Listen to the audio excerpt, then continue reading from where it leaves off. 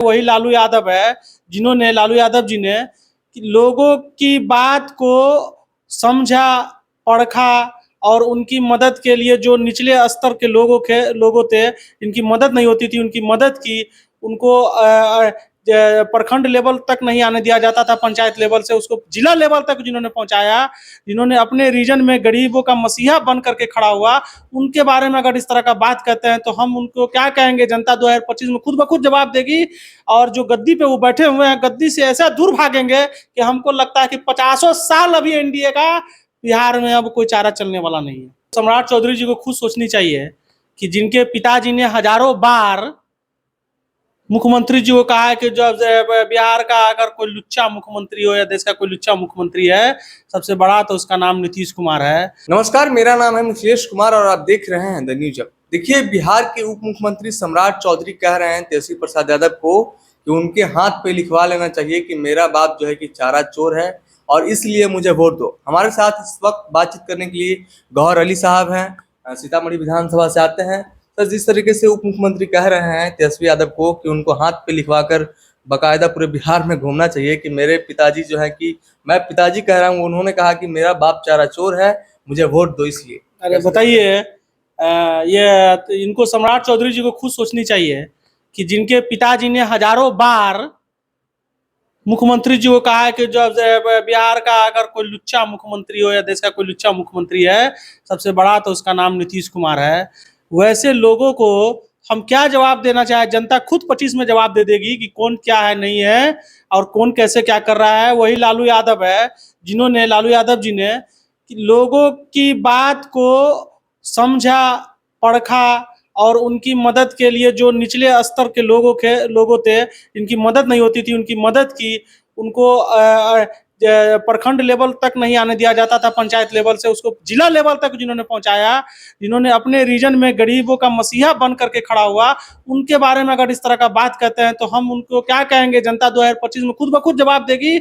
और जो गद्दी पे वो बैठे हुए हैं, गद्दी से ऐसा दूर भागेंगे कि हमको लगता है कि 50 साल अभी एनडीए का बिहार में अब कोई चारा चलने वाला नहीं है। 2025 में आप जवाब देने की बात कर रहे हैं, लेकिन एनडीए वाले जो है लगातार कह रहे हैं कि 2025 से 30 फिर से नीतीश का स्लोगन जो है कि लगातार। हाँ, जनता कह रही है 2005 से 25 बहुत हुआ नीतीश, 2025 नहीं चाहिए नीतीश। जनता तो यही कह रही है। नीतीश कुमार जी तो अपने नहीं चला रहे हैं ना सरकार को, उनको तो भाई पीछे से जैक लगाया गया हुआ, सब लोग जान रहे हैं। हमको कहने की क्या आवश्यकता है? पूरा बिहार दिख रहा है, पूरा बिहार समझ रहा है। तो वैसे मुख्यमंत्री जिसको जैक की आवश्यकता हो, उनको बिहार की जनता क्यों झेलेगी भाई? बिहार की जनता को क्या चाहिए? सुरक्षा चाहिए, सुविधा चाहिए, सब यही सब ना चाहिए। सड़क नाला ये चाहिए, पुल पुलिया रोज गिर रहा है, मंत्री अपना एसी में सोए ले भाई। ये क्या मतलब बनता है? भ्रष्टाचार में भ्रष्टाचार हो रहा है, हत्याएं हो रही है, बलात्कार हो रहा है, किडनैपिंग हो रहा है, मॉलें लूटी जा रही है, वो सोना चांदी की दुकानें लूटी जा रही है। ये सब क्या है? ये सब क्या है? ये सब तो और समझिए कि लोगों को सोचने पर मजबूर कर देता है कि भाई हम किस युग में जी रहे हैं, हम किस युग में जी रहे हैं। और जिन जनता ने नीतीश कुमार जी पे अगर भरोसा जताया होता तो बहुत बड़ी बात है, लेकिन 20 में तो ये लोग चोर दरवाजा के हिसाब से ये लोग बने थे मुख्यमंत्री। जनता ने 20 में आदरणीय हमारे नेता प्रतिपक्ष श्री तेजस्वी प्रसाद यादव जी को मुख्यमंत्री बनाया था, लेकिन ये लोग तो भाई चोर दरवाजा से घुसे थे। तो चोर दरवाजा का जवाब उसके डबल मार्जिन से इस बार 2025 में जनता देने को तैयार है। और उनकी कॉपी भी कर रहे हैं नीतीश कुमार जी। बताइए, एक कॉपी वाला काम चल गया है। चोरी हम लोग एग्जाम में देखा करते थे भाई, उसको सजा मिलती थी, चोरी का मिलती थी ना। लेकिन वो तो कह रहे हैं कि तेजस्वी यादव वादा कर रहे हैं, हम लोग काम कर रहे हैं, काम करने पे हम लोग विश्वास रखते हैं। इससे पहले कहाँ थे? तेजस्वी के वादा के बाद आपको याद आ रहा काम? इससे पहले याद नहीं आता था आपको काम कि क्या काम होता है? तेजस्वी का वादा तो पक्का इरादा के साथ वादा है। तेजस्वी जी जो वादा करते हैं वो पूरा करते हैं।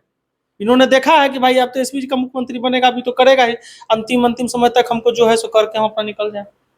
ये अब 3-4 महीनिया सरकार बची हुई है, इसको क्या कहिएगा? विदाई समारोह इसका होने जा रहा है, बिहार की जनता विदाई करने जा रही है इसको। और तेजस्वी जी आदरणीय मुख्यमंत्री बनेंगे और महागठबंधन की सरकार बनेगी, तब देखिएगा बिहार में ये जो अभी जो हो रहा है ये सब आपका क्राइम, ये वो उसका मार्जिन देखिएगा। और जो बेरोजगार युवा हमारे साथी घूम रहे हैं, उन सबको देखिएगा रोजगार में फिर से लाखों नहीं करोड़ों में रोजगार हो जाएगा। फिर आप कह रहे हैं कि तेजस्वी प्रसाद यादव जो है कि 2025 में मुख्यमंत्री बनेंगे, लेकिन उन लोग लगातार कहते हैं कि अगर 9वीं फेल मुख्यमंत्री बन गया तो बिहार को जो है कि बर्बाद कर देगा।